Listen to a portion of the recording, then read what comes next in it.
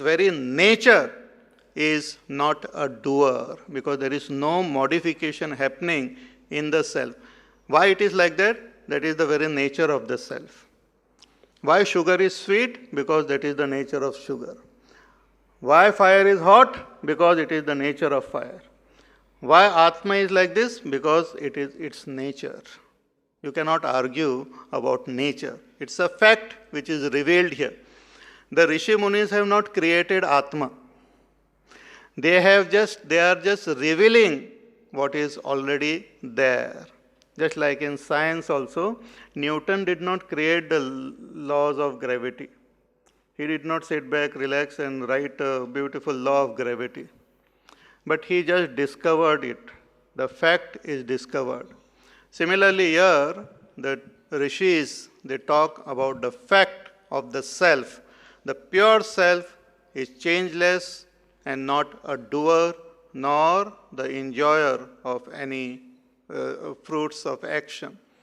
It is pure presence.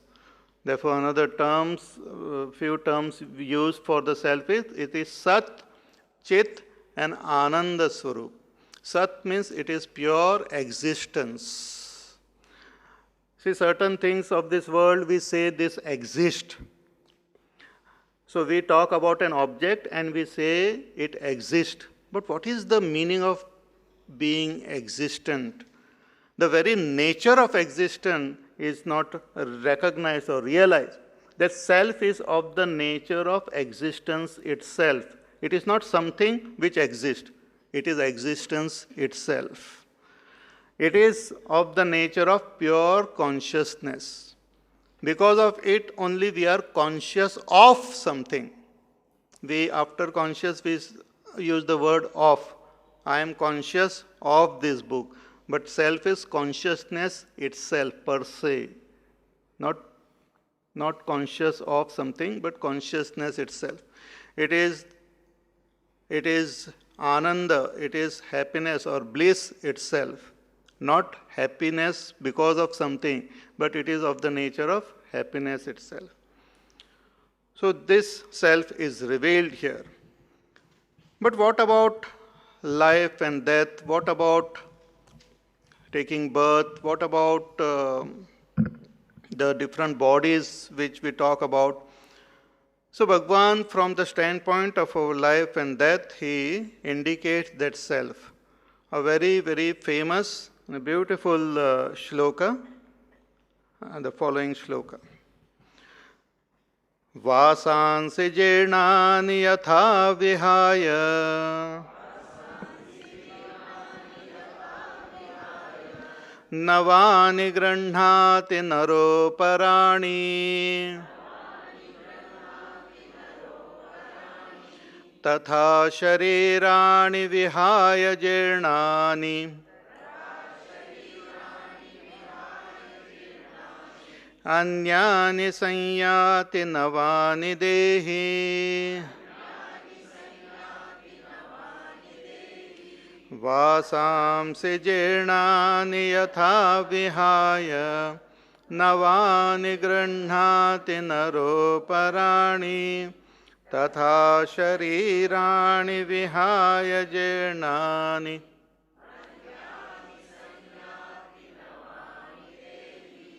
Bhagavan says that this body is like a dress of that self.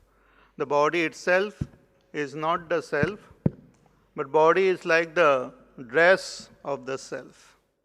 Vasansi jirnani yatha vihaya navani grannhati naro parani. Just as we wear dress, then we remove it and put another one. And many people, they change so many times during the day also, depending on the occasion, we change our dress. If we want to go to a party, we wear one type of dress. Or shadi mein, we put another type of dress. If we go to work, we put some other dress. If we go to play some sports and all, we have an appropriate dress for that. If we go and for some puja or some religious function, we have different dress. Or we go to a prayer meeting, we have different dress. You can't wear all sorts of things and all go for prayer meeting. And you can't wear that, what you call our marriage dress if you want to go and play cricket. Of course, if you want to see it, it's a different story. But if you want to play, then those type of dress is required.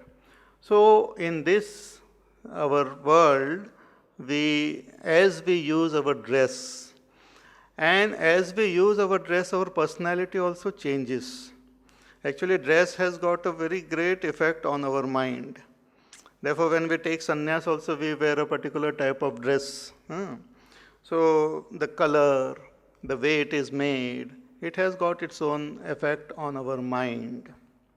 Certain colors are good for our sadhana, certain colors are good for vairagya, certain colors are good for action, certain colors are good for peace of the mind. Different effect of these colors are there on our mind. And also the uniform which we wear, a policeman or an army officer or some other officers wearing their own uniform, or when we go to school, children go to school, they wear the uniform. It has got a different effect on their mind. Therefore, if they want to take children for some tour or something, they tell them to come in uniform. As soon as they remove their uniform, put something else, it becomes they become indisciplined, like difficult to control them. But if they are in uniform, whatever teacher says, they listen to the teacher. So just as in this world, we change dress when we don't want them, when we want to change our environment, we change dress. Vasam se jirnani. Jirnani when it becomes old, or even if it doesn't become old, we change the dress. And navani grandhati naro parani, and we put on a new dress. But when I am removing the dress or when I am putting on the new dress, I remain as I am. The body remains unchanged. The body remains as it is. The body doesn't undergo change. I am not removing my skin. The dress is not fixed to me like Karna had that armor fixed to his body. The dress is not fixed to me. It is just external.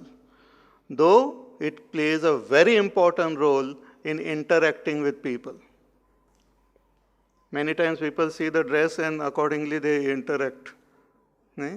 Once Mahatma Gandhi, I heard Mahatma Gandhi was invited somewhere and he went there in his typical dress, but that guard did not recognize him and he stopped him. He says, "Oh, bade sabol ka yahan par ye program hai, and from where you have come, villager, you can't come here." So Mahatma Gandhi returned and he sent, and they were waiting for him. He sent a packet of nice dress, suit, boot, coat and all. He said, "First I thought you had invited me, but now I know you had invited my dress, so I'm sending the dress to you." So our dress plays a very important role, but still we are different from our dress. When we remove the dress, we don't feel the pain. Of course, we feel the pain if we are attached to that dress. Like little children, I remember on birthdays and all, special dress used to be there, and we were not willing to remove that dress. No, I want to continue wearing this dress. And mother will jabardasti catch hold of us and remove that dress. So if we are attached to the dress, it becomes painful for us to remove the dress. But when the new dress comes, we are very, very happy. We feel very nice. In the same way, the Atma is something different, and the dress which we are wearing is this body. Our physical body is like a dress. And when it becomes old, or when it becomes ineffective for that self, then that body is dropped and new body is taken up. Navani grandhati naro parani tatha sharirani vihaya jirnani. When sharir becomes jirna, jirna doesn't mean old. Sometimes young people can also die, or they die. Sometimes even a child passes away. So a body is meant only for a particular exhausting a particular type of actions and karmas and all. Once that gets exhausted, that body is dropped. More about these karmas and all will come as we go along. But at this stage, let us say, to understand it more clearly, we have the physical body, but inside this physical body, there is a subtle body also. That subtle body is made up of our mind, our intellect, and our life force. See, science has made a lot of advancement in all the field, but still it is not yet able to understand what is life, what makes a matter tick. Our body is made up of matter. Even the tiny little ant or a virus or a bacteria is made up of, the body is made up of matter, like atom and molecules and all. But what makes it function? What brings all these different atoms together? What makes them produce the right type of hormones or right type of proteins and all? What is that which makes it tick? Even in our body, they have analyzed the DNA and RNA and all those things. But what makes it? It is made up of chemicals only. But what gives intelligence to that chemical? Chemical by itself is not intelligent. Chemical doesn't have any intelligence by itself. So what gives that intelligence? How does that little ant store information? It knows where exactly you have hidden the peda. The ant knows. And not only it knows, but it tells other ant also, वहाँ पर, little to the left, there. So it tells the other ants also. You must have noticed that one ant passes by and then it stops and talks to the other ant and gives a minute detail about everything, and then it goes. So, a tiny little ant, it is made up of matter. Sometimes by mistake it comes in your tea or milk or something, you don't feel like eating it. Yeah? It is made up of matter. But that matter is not ordinary matter, it is intelligent matter. See, when I take, let us say I take a stone and throw it up, it will come down. It will come down with the speed of that gravity and all. It can be calculated. But suppose I have a bird, a live bird in my hand and throw it up. Where it will go, nobody can tell. Physics cannot tell. Because it is not only matter which has gone up, but the intelligence has also gone up. Where it will go, it will fly away, it will perch on a tree, it will come down. What it will do, nobody can tell. So there is matter, but there is also what we call life. And that life is associated with great intelligence. Life is not dull. Life is not inert. Life is not foolish. Life is very, very intelligent. It has got its own intelligence. So even a tiny little ant, the life force which is there is quite amazing. The virus, the bacteria, the various types of germs, the worms, the birds, the fish, they have their own intelligence. So we have something in us which is other than matter. If everything was matter, by now they would have discovered it. They are doing a lot of research to find out what is this life. But it has failed because all that we can see under microscope is matter only. But how this matter behaves intelligently, we don't know.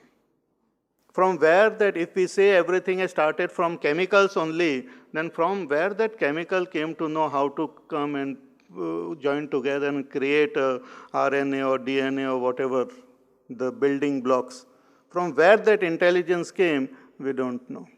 Finally, they have given up. The scientists have given up. First, they thought that everything has evolved from matter.